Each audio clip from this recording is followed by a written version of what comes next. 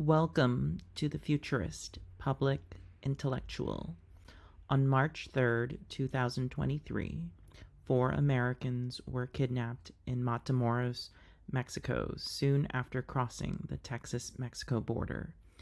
4 days later, 2 were dead and 2 were rescued alive.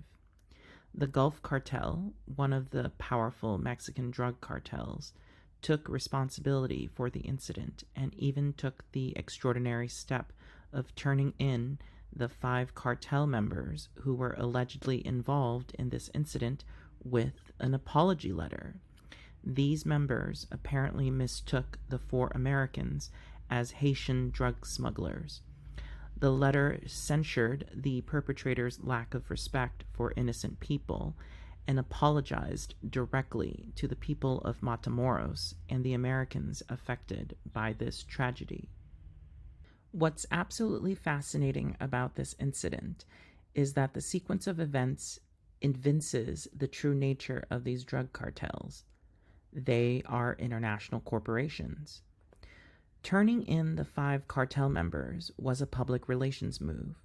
It's no different from what an oil company would do after an oil spill or an automotive company would do after their car's airbags fail to deploy.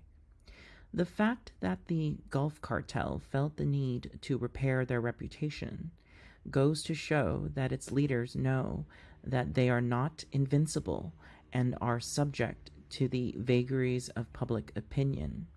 In fact, this incident seems to indicate another truth about Mexico.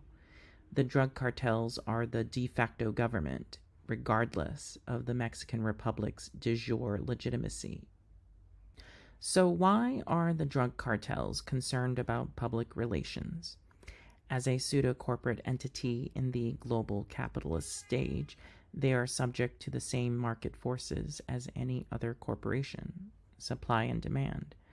If northeastern Mexico can't trust the drug cartel to run the government smoothly without alienating the region's income stream, i.e. Americans, then that's the beginning of the end for the Gulf Cartel.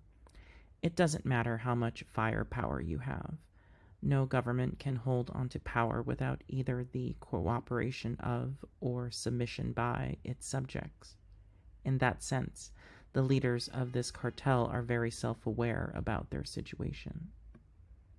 I will be the first to admit that I am largely ignorant about Mexico in specific and about Latin America in general. However, what I can say is that regardless of Mexico's contribution to the continued existence of drug cartels, the ultimate culpability lies with us.